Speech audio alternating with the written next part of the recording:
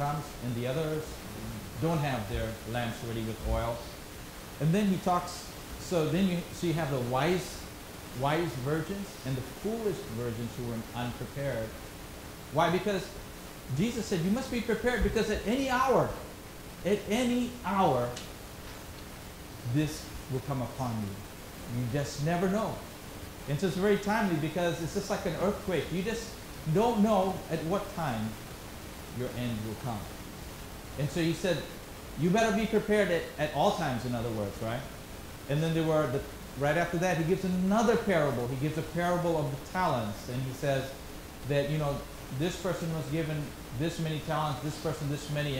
And ultimately, there was one of them that didn't even do anything with his talent. And then when he came to settle his records, the owner came and he says to the one that didn't do anything, he says, cast him out. And he says that he was a worthless servant. So now you have a comparison and a contrast between a good servant and a worthless servant. Jesus, in a lot of his parables, would always make a comparison between one thing and another. And in our parable today, he's talking about the sheep and the goats. So there's that comparison. Other places he talked about the wheat and the tares. So there's a lot of times where he talks about this catching fish. Some are good and some are bad. So what is he trying to bring across is that you have a situation where God is going to separate all of humanity, and some will be saved and some will be condemned. And so we have this teaching that Jesus gives. He is not a universalist that says eventually everybody will go into heaven. Today we have very popular philosophy that everybody, unless you are a pedophile, unless you are a predator, a criminal, you are going to heaven. That's called universalism. So basically it's just a big net, and God's just going to catch all the fish and everybody's going to go to heaven. There's no separation in today's idea that there are some who are ready and some who are not ready. And when those virgins knocked on the door who were not ready, he says, away from me, I never knew you. And so there is no universalism in Jesus' teaching. Regardless of if it's popular today or unpopular today, we do not believe in universalism. We believe that God separates the sheep from the goats. Okay? And so today, I want to focus on this very specific parable because it has a life-changing statement that Jesus makes. And it's powerful enough to move us and motivate us to do something for others. I don't know about you, but some of us are sitting here today thinking, I really should do more for others, but I'm just not that motivated. How many of you can understand? I don't want you to raise your hand because that's a little bit embarrassing, but you have this nagging feeling in your heart that I should do more for others, but yet there's just something that keeps me from being so motivated that I could actually do it. And so today's parable is for you. It is the motivation that we need, that is inspired by a love for Jesus, that will motivate us to do more for others. So maybe in your heart right now you have that nagging feeling that I really should sacrifice more for those that are in need, but somehow I just cannot get myself to put feet on those feelings. Today, you will have all the feet that you need, all the motivation that you need. So we read the passage. It's right out of Matthew chapter 25, and we're starting with verse 31. And just to review just a little bit, he's talking about the judgment right away. When the Son of Man comes in his glory and all the angels with him, he will sit on his throne in heavenly glory, and all the nations will be gathered before him. And look at what he will do. He will separate the people one from another. As a shepherd separates the sheep from the goats, he will put the sheep on his right and the goats on his left. I'll have to look into this because we don't know why. Why would a shepherd, he says, you've seen it before, that shepherds at nighttime will separate the sheep from the goats and have the sheep stay in one pen and the goats stay in another pen. And I have a feeling that it has something to do with their temperaments and how they can be better under control because when they're separated. And so this is a common thing that we're not used to seeing, but shepherds don't let the sheep and the goats stay the night with each other. They can spend the whole day out grazing and getting their grass and getting their food. But when nighttime comes, he separates the sheep from the goats. That's exactly what happens. So God is saying that all the nations will gather before God, the Son of God, and he is going to judge and separate the sheep from the goats. And it's very interesting. What is he going to do, and on what basis is he going to separate the sheep from the goats? And it's very important to understand that there is a very specific basis of the separation that he makes. So he says that the king will say to those on his right, and he puts a sheep on his right and the goats on his left. Then the king will say to those on his right, "Come, you who are blessed." So we know the sheep are blessed. And later on we'll learn that the goats are, what's the opposite of blessed? Cursed. The sheep are blessed, but the goats are cursed. And he says, "Come, you who are blessed of the Lord, take your inheritance." And what is their inheritance? The kingdom prepared for you since the beginning of the world. But for the goats, you who are cursed of the Lord, he says, you will be into eternal fire, prepared for the devil and his angels. There's two outcomes in our lives. People who live in the world. Some will have the outcome of being blessed, and they will receive the inheritance, which is the kingdom, which is prepared for them. Others will be cursed and will be put into eternal fire, which was prepared for the devil and his angels. So it's not like, you have to understand that it's not similar. They're complete opposites. And the opposites of this have to shake us up a little bit. Because a lot of us, we're thinking, well, I don't have to worry about that. I don't have to worry about eternal fire. Why? Because I go to church on Sunday. I'm a Christian. I'm a believer. I don't have to worry about that. But do you know that Jesus does not make the distinction of the separation just based on what you confess? You may confess to be a Christian. You may confess to be a believer. And I may confess to be a follower of Christ. But that's not the basis on which God decides who is a sheep and who is a goat. Do you know something about sheep and goats? That when they make a sound, you cannot really tell the difference between a sheep and a goat. If you put a blindfold on and you make the sheep make a sound, he'll make a ba sound, right? And then you make the goat make a noise. He'll make ba or na, something like that. Very simple sound. Very similar sound. To the point where you cannot even tell. So when it comes to the sheep and the goats, we may talk the same. You may have a goat that sounds a lot like a sheep. What I'm saying is that God is not going to judge us based on the confessions that we make.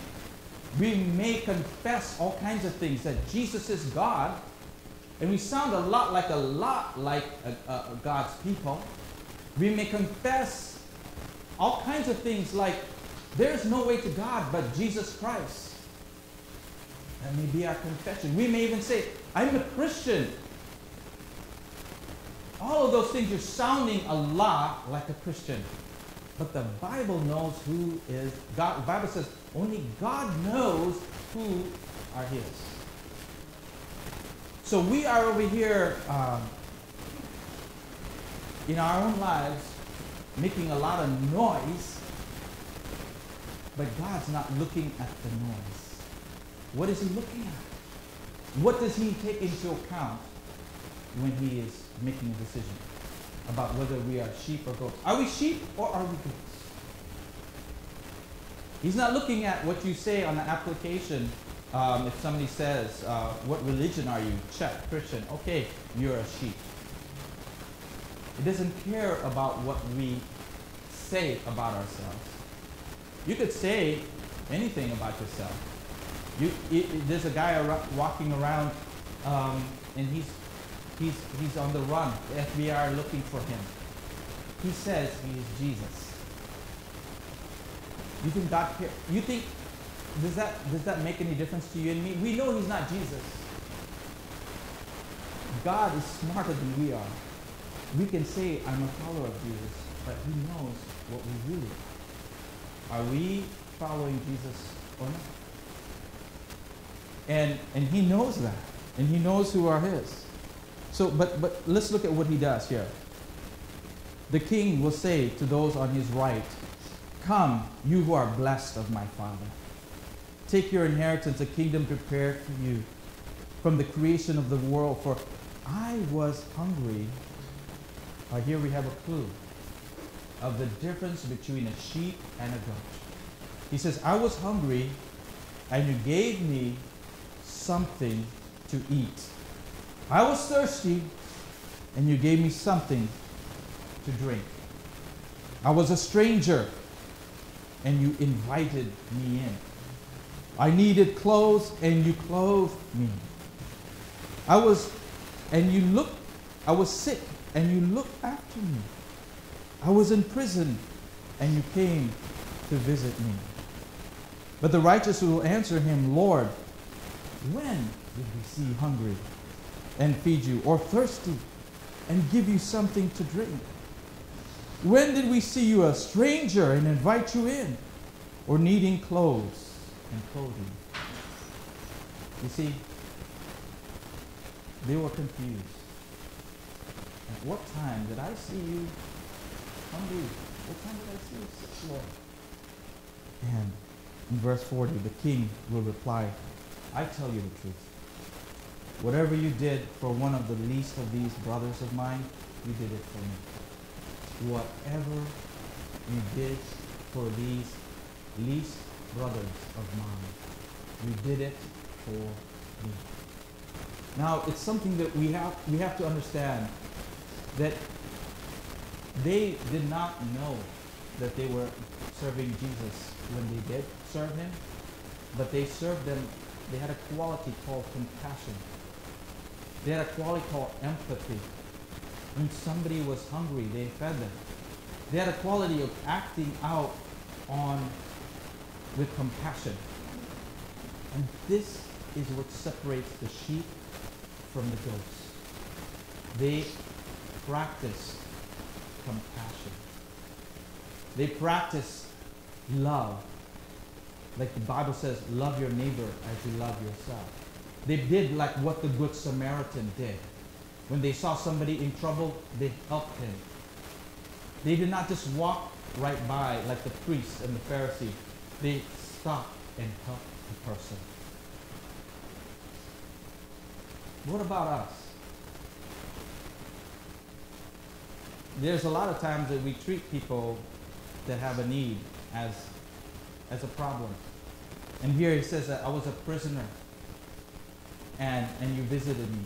For a lot of us, prisoners, keep them out of sight, keep them away. And for a lot of us, they can rot in prison as long as they don't get out and don't escape.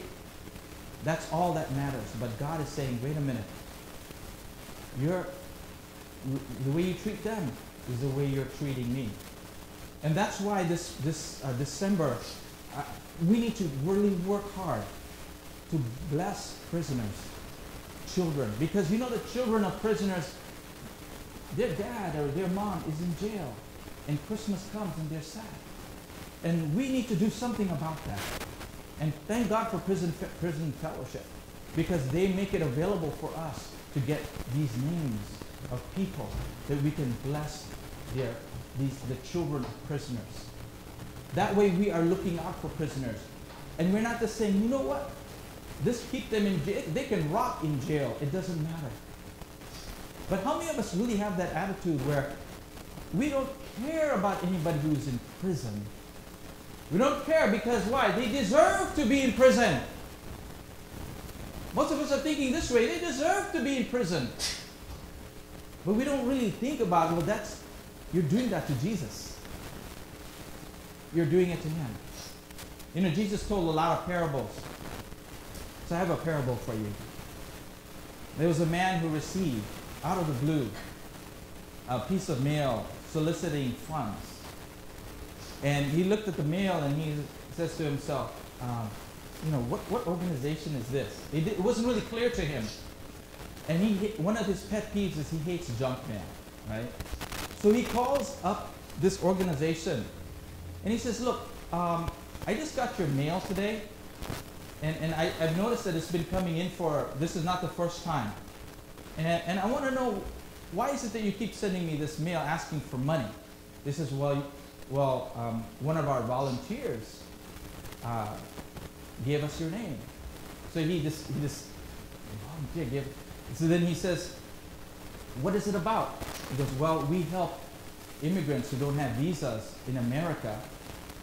We help them to get food and clothing. He goes, oh, well, take my name off of that list. I believe those people should be sent back right away. And that they should not even have one day here, and just take my name off of that list, right? So then as he hung up, they said, okay, we will do that. We're sorry for bothering you. So he hung up the phone. And as he hung up the phone, there was a knock on the door. It was an old friend. They used to go skiing together. And at one time when there was a huge storm, this friend actually carried him to safety because he broke his leg. So now this friend is at the door and he goes, hey, how's it going? I'm doing good. And I haven't seen you for so long. Oh yeah, it's been a long time. I was just going through town and I wondered if I could stay with you. He goes, oh yeah, anything for you. Anything for you, man. You remember you saved my life? So then the guy says, oh yeah, that was a long time ago. Don't worry about it. Don't worry about that. And then he's walking into the house and he goes, oh, I see that you received our newsletter. He goes, oh, you mean, yeah, I was just on the phone with these people. He goes, yeah, you know what? After my wife died, I was so depressed, I didn't really know what to do with my life. But I noticed that there were these new immigrants down the street. And I started to help them, and I found out that they were running away from violence in their own country, El Salvador. And as I started to help them, I started to feel like I had a purpose again. And now I'm feeling a lot better. And you know what? We just need more money so we can really help these people. So the guy goes up, you mean this is you? And he's showing him the letter. And he goes, yeah, that's me. I'm the one that recommended that you get this mail. And then he goes, so what did you talk to them on the phone about? And he was like, you know what? I was just wondering, asking them, how did they get my name? But he didn't want to indulge in the fact that he says, get my name off this list. I don't believe in helping these immigrants. Send them back right away. So he realized, oh no, this is you? You're the one that said this? And he says, yes, it was me. How do you think his attitude is now going to be about that organization? You think he's still going to say, oh yeah, send them back and all of that? No. He has an immediate change of heart. For this man, I will do anything he says. And so he says, for sure, I will start contributing to this. You see, a lot of times we treat people like we treat the junk mail. We look at them and we think, this is just something to get out of my life, to get rid of, and go on with my life, but we don't realize that the one that we're treating as junk mail is Christ himself. Jesus said, as you have done to the least of these brothers of mine, the ones that have needs, hungry, thirsty, no clothing, a stranger, no friends, sick, no one to take care of them. They're in prison, nobody to visit them. And these are the people that we are ignoring. Jesus said, away from me, you evildoers. Look at what he says here. Depart from me, verse 41. You who are cursed into the eternal fire, prepared, not for you, but it was prepared for the devil and his angels. For I was hungry, and you gave me nothing to eat. I was thirsty, and you gave me nothing to drink. I was a stranger, and you did not invite me in. I needed clothes, and you did not clothe me. I was sick and in prison, and you did not look after me. They will also answer in the same way, Lord, when did we see you hungry, or thirsty, or a stranger, or needing clothes, sick, or in prison, and did not help you? He will reply, I tell you the truth, whatever you do, do not do for one of the least of these, you did not do for me. So much for easy believism, huh? The modern day American church is accused, and a lot of times they say that we practice what's called easy believism. It's not really Christianity, it's easy believism. Just believe.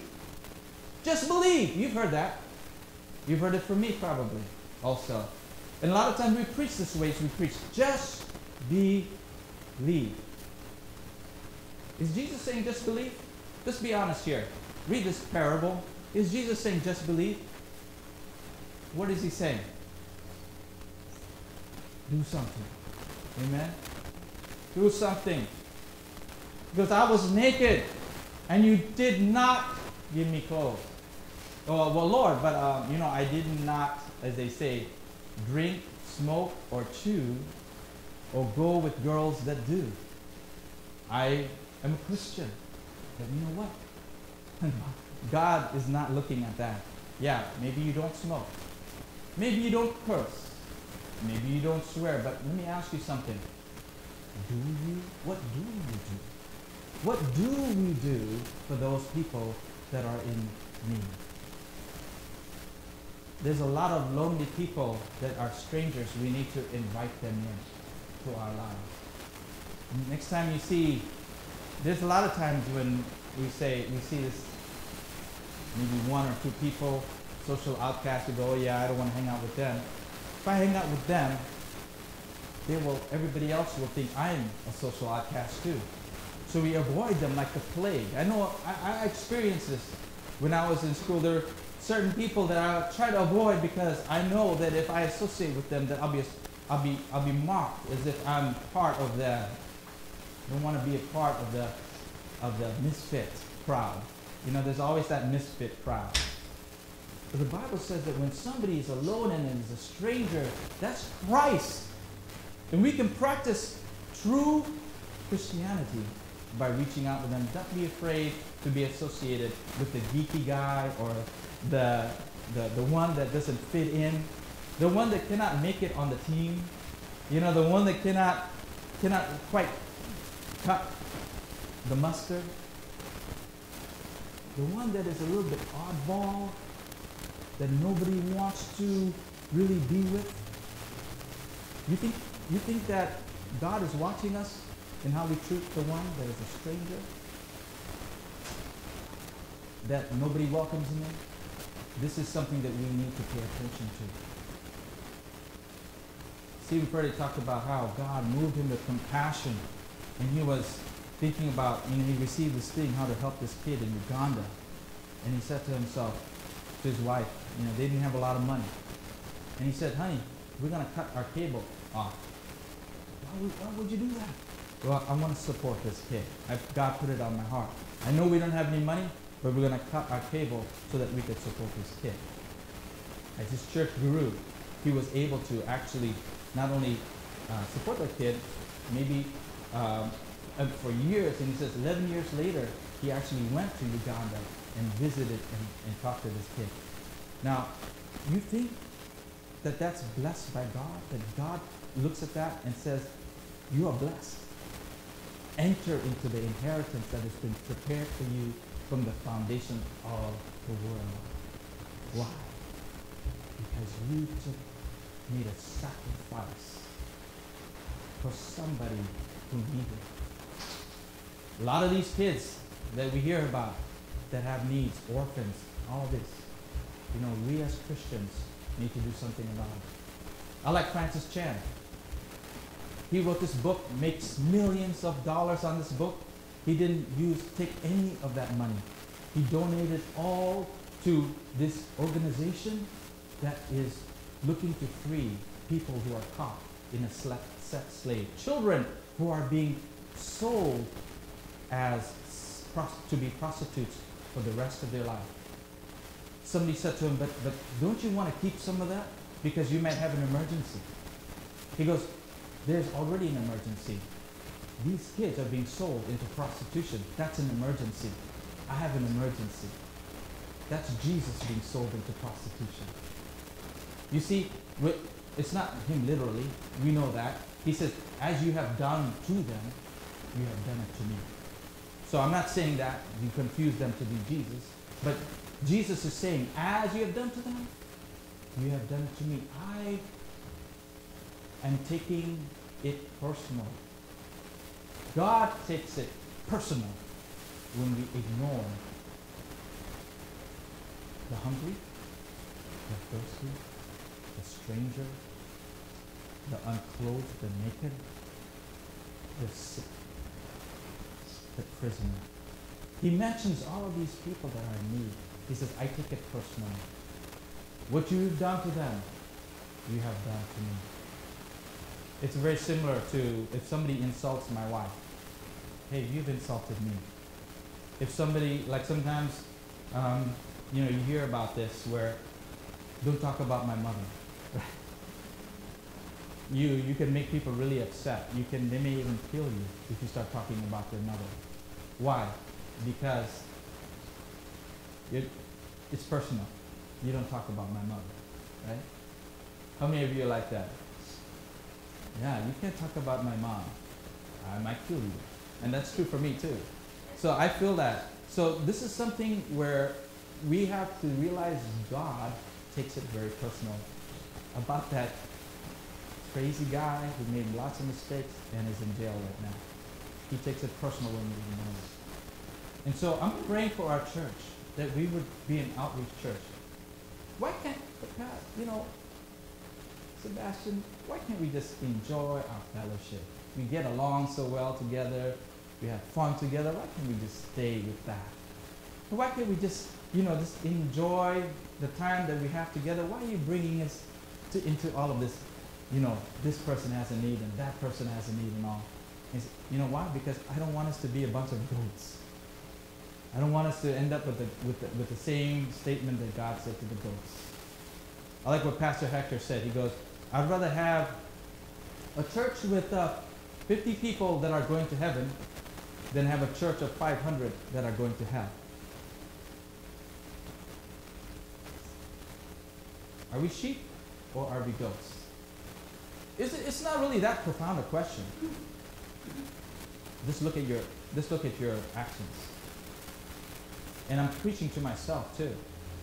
That's one of the reasons why I'm trying very hard to find out what is Rescue Mission doing. Because a lot of times I blame, when people are home, I'm like, you know what? These people are probably just on drugs. They're just wasting their money on drugs. I don't want to help them. They're just going to spend it on more booze. But then that's because we don't really take the time to know exactly what is happening in your life. Yeah, some of them are like that, and there's no question about it. But Jesus takes it personally if you ignore them. So I'm trying to figure out, what is Rescue Mission here in Richmond doing? What is City Impact over there in San Francisco doing? I'm trying to find out what about my neighbors. Yesterday we had a neighborhood watch get together in our neighborhood. Thanks to Genevieve, she helped start a neighborhood watch in our neighborhood. And we had like about 14, 15 families there. So I'm getting to know my neighbors, and I'm finding out, like, what are the needs of this neighbor? If I don't care, then how am I gonna? If I don't meet them, don't know them, how am I gonna do anything about it? You see, when were you hungry? I was in my room watching TV. I didn't see you hungry. I was in my room, playing video games. When were you hungry? Well, there's a lot of things that are going on, but we are secluding ourselves as a Christian, in a Christian, what they call a Christian ghetto. Everybody is okay. We just take care of each other. Those out there, when were they hungry? I don't know, because I haven't no exposure to them. We have so little exposure to the rest of the world around us that have needs, because we have isolated ourselves as Christians, that our only people that we really associate with are pretty well off to do. It's fun to take pictures with them. Click, click, click. But you know what? That's not what being Christian is about. Oh, I lack motivation. I really want to do something about it, but I lack the motivation. Now do you lack motivation? When you realize that you are ignoring somebody that Jesus says, hey, you do it to him, you did it to me. I think that's compelling. That's motivating to do something about those that are in need. And believe me, they're not going to come on your door and they're going to say, you know what, I'm naked and I need clothes. You and I need to go out and find those like that. Let's stop isolating ourselves and insulating ourselves. Let's start going out into the world and finding out exactly what are the needs that are there. It's not going to come to you, because as long as you isolate, if we isolate ourselves and disassociate with each other, we'll never know what the needs are. So let's take a time of prayer. And I'd like the worship team to come up. We're going to sing Open the Eyes of My Heart. And we're going to ask God to motivate us to get over whatever's holding us back from getting on our knees and helping somebody who is on the floor. From reaching out to somebody across the street or wherever it might be and saying, hey, how can I pray for you? How can I help you? And right now we're going to sing this first song, Open the Eyes of Our Heart. Ask God to use this to open your eyes to maybe somebody that you've been ignoring or neglecting. Let's all stand.